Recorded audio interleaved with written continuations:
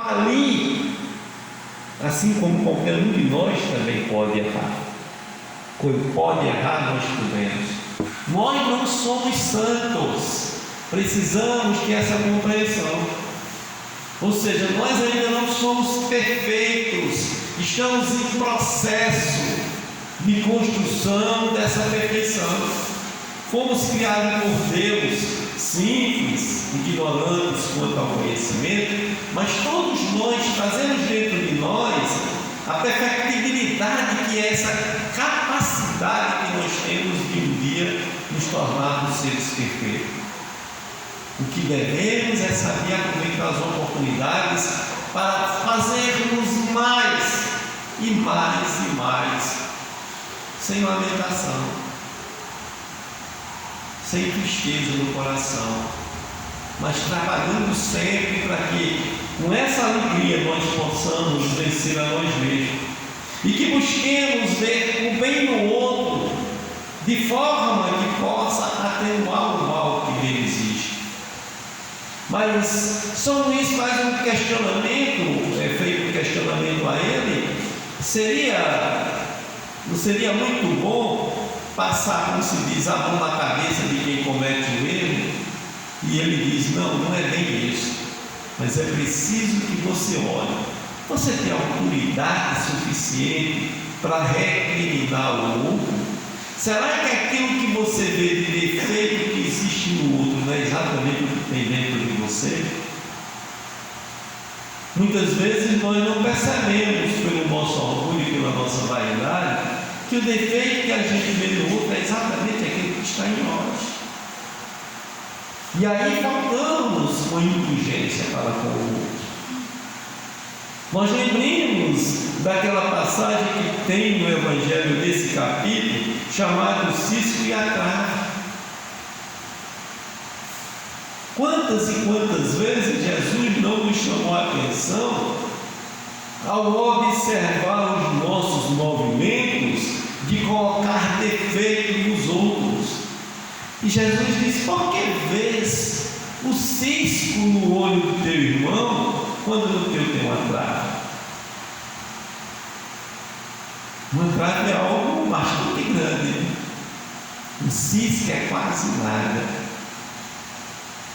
Chama a atenção que nós tenhamos o cuidado de observarmos as nossas próprias imperfeições antes de observar os outros, de buscar, não é, como dizer, que a indulgência ela jamais se preocupa com os maus atos alheios, a menos que seja para prestar um serviço. O que São Luís diz: desde que seja para o bem de todos, é preciso mostrar aquilo que ele está errado. Mas apenas colocar ele na condição de errado, para ele ser, como já falei anteriormente, execrado, massacrado pelos demais, isso é falta de caridade. Isso é falta de caridade. A gente costuma ver em determinadas situações pessoas dizerem: amigo meu, se tiver defeito eu tiro, agora o inimigo, se ele não tiver, eu coloco. Quantas e quantas vezes nós não vemos aquele vizinho, aquela vizinha que massacra muito e que procura de todas as formas criar uma perturbação, procura de todas as formas desagregar aquela comunidade. Eu, certa feita, conheci uma senhora que ela era uma das assistidas do projeto. E nesse projeto são senhoras acima de 60 anos. E era muito interessante que ela muitas vezes não dava atenção a ninguém, aos outros. E a gente, quando falava em perdão, ela dizia: eu perdoar meu genro, perdoa de jeito nenhum, ele que vai e dizia o lugar. E a gente foi naquele trabalho, conversando ao longo de 3 anos. E ela foi adocicando um pouco o seu coração.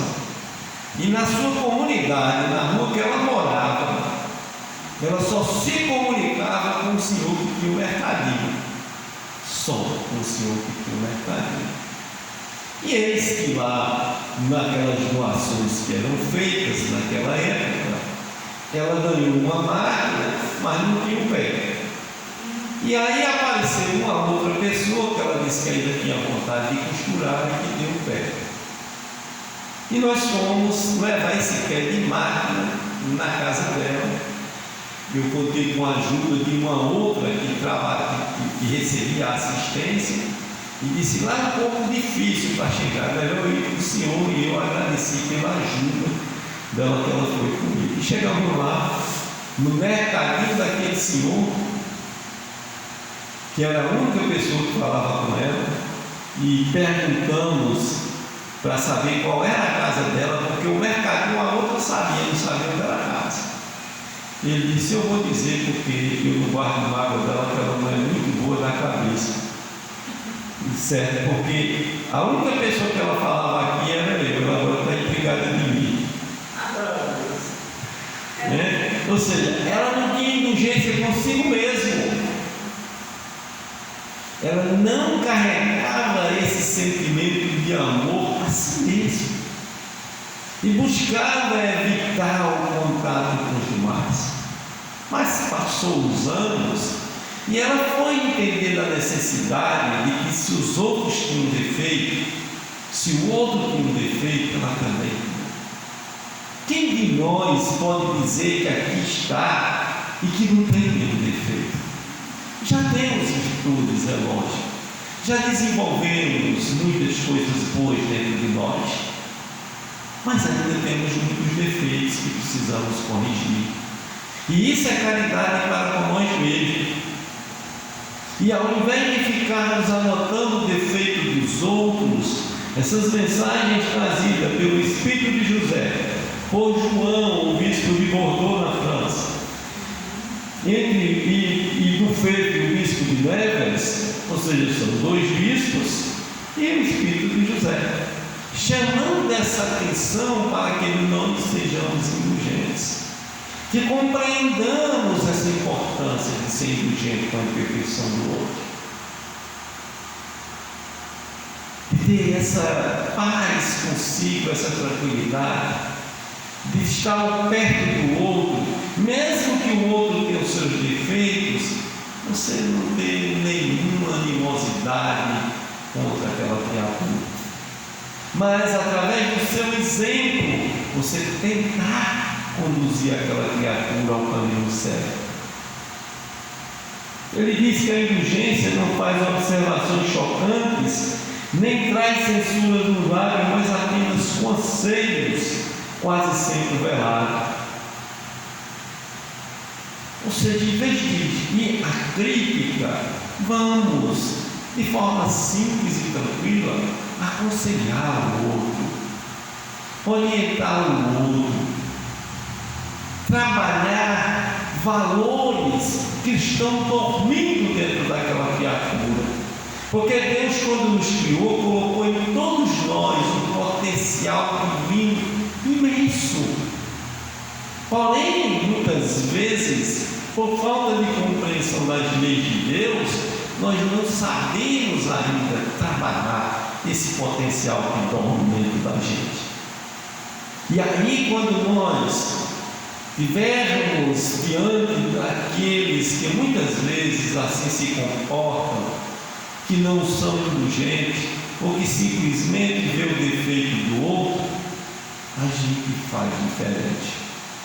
Certa feita, um amigo me contava uma história. Ele disse que todas as vezes que ia para a cidade dele no interior, aparecia uma série de conversas, todas de intriga do pessoal da família dele. Tudo era mal. Todo mundo só chegava, um chegava falava do outro. Então, quando o outro saía, aquele que saiu aqui esperando para falar do outro. E ele disse que o pior que aproveitava e falava também. Aproveitava e falava também. E ele disse que quando foi um dia, e era espírito, estava lendo o Evangelho e caiu nesse tema indulgência. E de repente um espírito aparece para ele e diz: Daqui a pouco vai chegar os fofoqueiros de plantão. E vão todos eles, cada um, trazer um comentário referente a outro. Mas você vai se comportar hoje diferente. Eu espero que você faça diferente. Ele disse que chega e tomou um susto. Chega e tomou um susto. E se hoje todo aquele que vier falar do outro, você vai elogiar a pessoa que ele falou e elogiar ele também. É a única forma que você tem para neutralizar essa situação, porque você não percebe. Mas todas as vezes que você volta doente, porque você se envolve, você se satisfaz, você se compraz nessa falta de indulgência, e um dos mais prejudicados é você mesmo. E ele disse que tomou essa atitude e se deu muito bem, porque aquele que primeiro veio falou do que já viria depois, e assim por diante. Ele disse que foi calmamente, fez o café, sentou na mesa, estava só na casa com os outros e foi conversando, elogiando. Fulano é assim, assado, mas fulano também é tão bom, fulano também já fez isso, já ajeitou aqui, e assim por diante.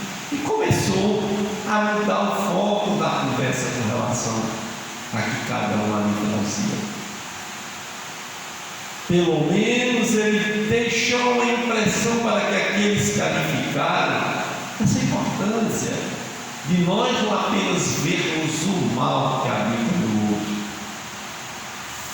mas de também ver o bem, de também ver a luz que reside dentro de cada um. E ele disse que sentiu um prazer imenso depois de tudo aquilo e que agradeceu muito. E no Evangelho de hoje, assim como os três, ele traz: sede, pois, severo para convosco e indulgente para com os outros. Olhe para você, olhemos para nós mesmos. Quais são os nossos defeitos? Quais são os meus defeitos? Vamos trabalhar para eliminar esses defeitos que ainda carregamos dentro de nós. Na questão 919 do Livro dos Espíritos, tão comentada por todos nós, mas tão poucos de nós realmente fazemos aquilo que Santo Agostinho recomenda, que Sócrates, muito antes de Cristo, já chamava a atenção: conhece-te a ti mesmo. Vamos procurar nos conhecer. Nós costumamos ter aquela preocupação de viajar, de sair por aí. Hoje o homem voa até o espaço, mas não lembra de mergulhar dentro de si mesmo,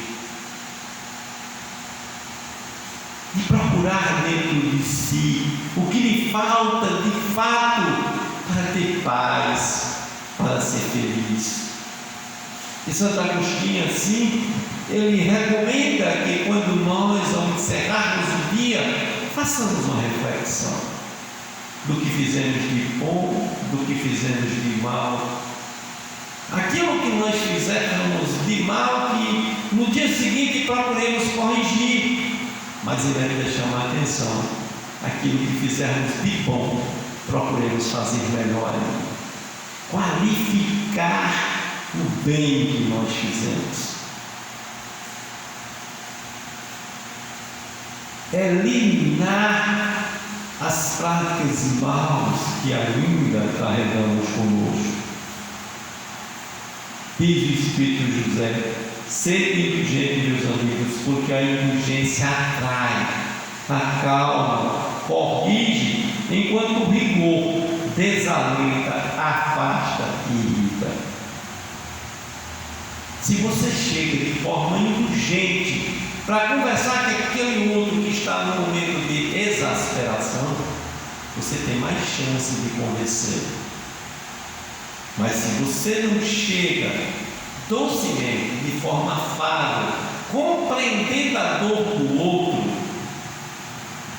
você só vai irritar cada vez mais.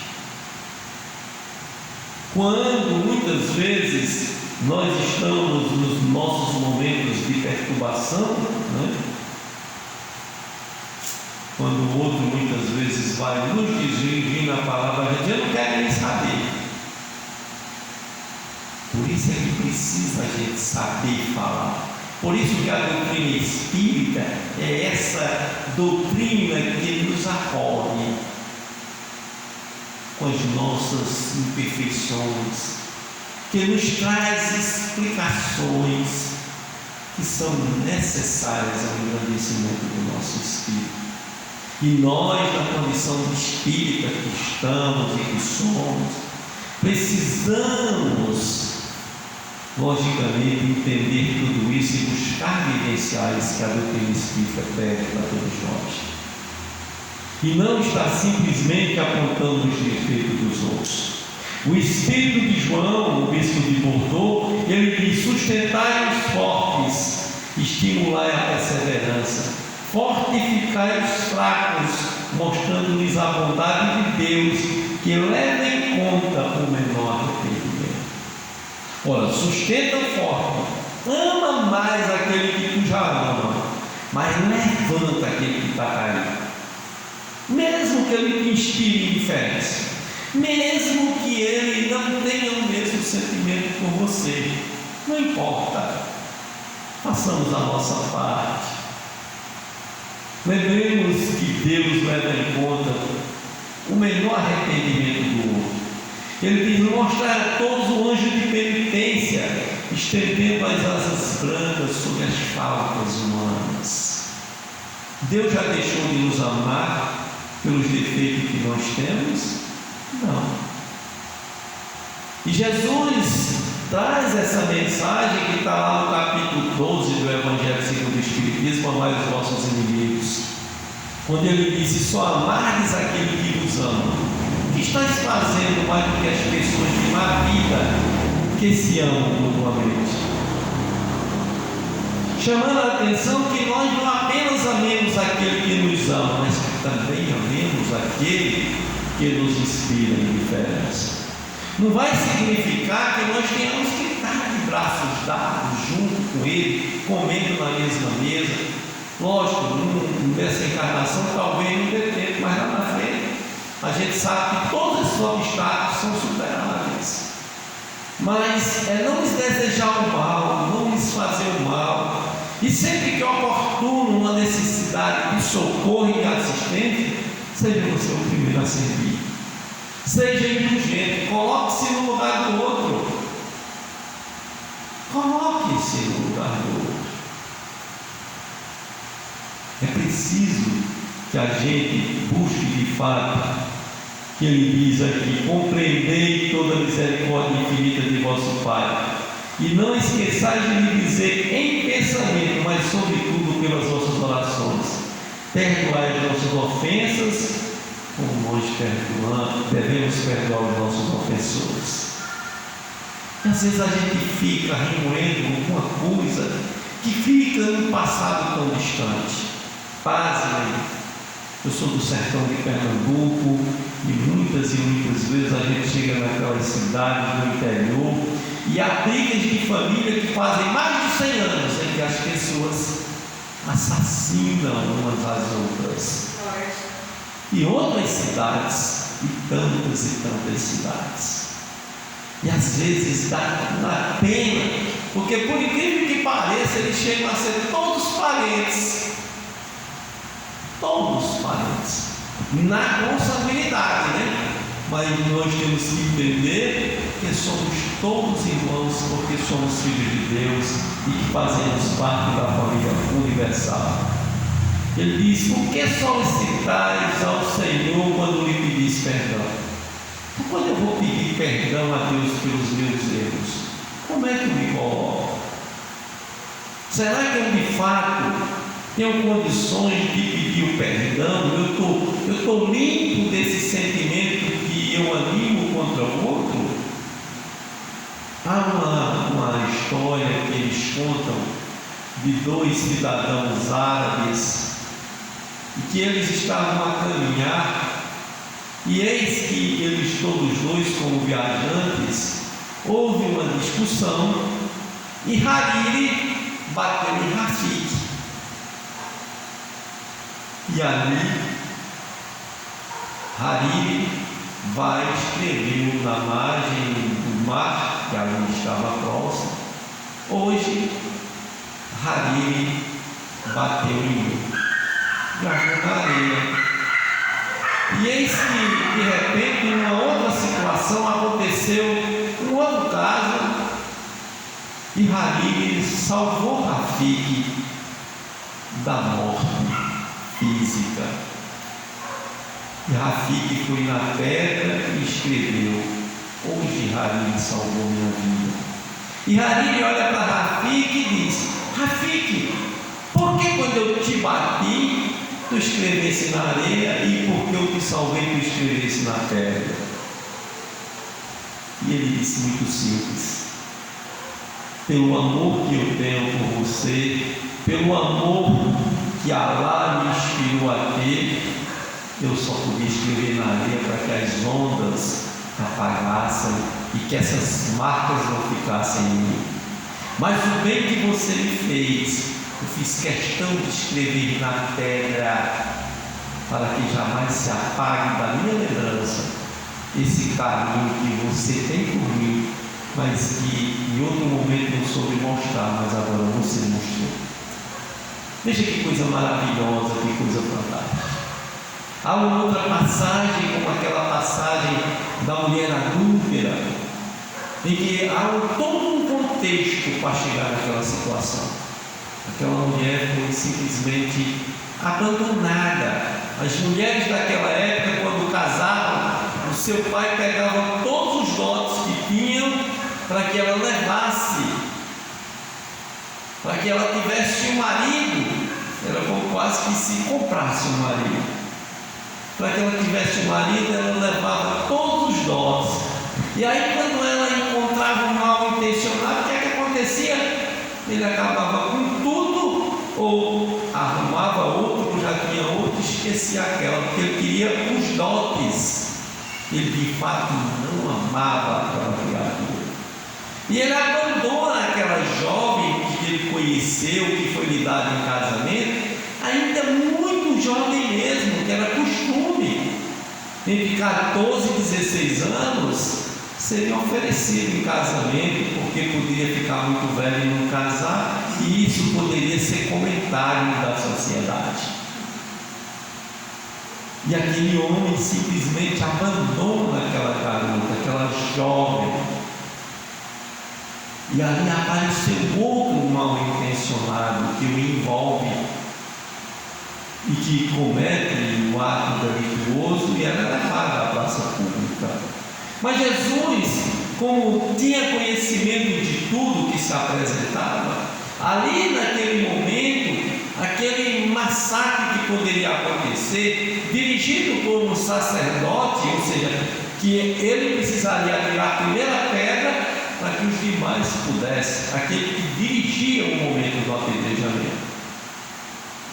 Jesus levanta, não condenou a ninguém deles. Não disse: você tem tal defeito, você não. Ele simplesmente disse: quem nunca errou, atire a primeira pedra. E cada um caiu em si. Cada um caiu em si. E diz, segundo alguns que fazem outras análises, diz que Jesus baixa-se e começa a escrever no chão. Quando ele baixa-se assim, ele como que se coloca no lugar daquela mulher e dos demais que lá se encontravam. E ali ele vai dizer: quem nunca errou, atire a primeira pedra. Saíram primeiro os mais velhos e depois os mais moços, porque os mais novos observavam o que faziam os mais velhos. Jesus levanta-se, sem julgar, sem condenar aquela mulher, e olha nos seus olhos e diz: onde estão os teus acusadores? E ela diz: todos se foram. E ele diz: eu também te digo, vás, mas não peques mais. Quantas oportunidades nós não temos de passar por esses julgamentos? Quantas e quantas vezes, ao observar a nossa própria existência, a nossa conduta, de nós nos auto-julgarmos e assim tomar aquela recomendação que Jesus deu àquela moça. Se eu já errei hoje, a partir de hoje eu não vou cometer mais aquele mesmo erro. A partir de hoje eu não devo mais cometer os erros que eu cometi até ontem. Isso é ser indulgente para consigo mesmo. É dar uma chance a você mesmo de você ser feliz. É dar uma chance a você de reconstruir a sua vida e transitar como ele diz, de forma mais suave, de forma mais leve em todos os momentos. Diz ainda a mensagem do bispo João: quando perdoardes os vossos irmãos, não contenteis em estender o véu do esquecimento sobre as suas faltas. Este véu é sempre muito transparente aos vossos olhos, mas acrescentai o amor ao vosso perdão, fazendo por ele o que pedis que o vosso Pai Celestial faça por vós. Substituí a cólera que mancha pelo amor que purifica. Gente, isso está no Evangelho segundo o Espiritismo. Substitui a cólera, a raiva, a mágoa pelo amor que nos purifica, pelo amor que faz de nós seres saudáveis. Para que guardar a mágoa, o ódio, o rancor? É para lotar o hospital, para lotar a UPA. E a gente, quando chega hoje nos hospitais, nas UPAs, já não está mais nem sendo atendido, tão cheio que está. E muito consequência desse tipo de coisa, desse tipo de comportamento que nós ainda alimentamos. Eu estava conversando aqui ainda com o Rodrigo, dizendo: quando nós progredirmos mais, nós nem teremos hospitais e nem presídios,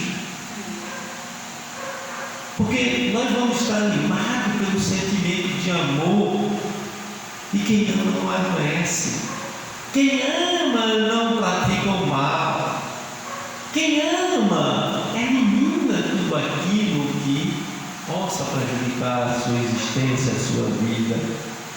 Acrescentai o amor e substituir a cólera. Pregai, mas pregai como ele mesmo fez todo o tempo em que viveu na terra, visível aos olhos dos homens e dos espíritos. Ou seja, trabalhemos conforme Jesus trabalhou conosco. Jesus. E a gente deve aproveitar uma pessoa assim difícil na nossa vida, uma pessoa que nos critica, que nos faz mal. A gente deve agradecer a Deus por ter aquela pessoa na nossa vida, porque aquela pessoa não veio a gente crescer, evoluir espiritualmente. Exato. Nós não podemos tomar crítica com relação a nós apenas como algo pernicioso. Tem um escritor moçambicano chamado Mia Couto. Ele disse que você tem que entender quando o outro lhe critica, de ser indulgente com ele e examinar se aquela crítica tem de fato algum sentido com relação à sua vida. E se não tiver, você procure melhorar mais ainda. Mais ainda. É uma forma de nós espreitarmos, afastarmos de nós o orgulho, o egoísmo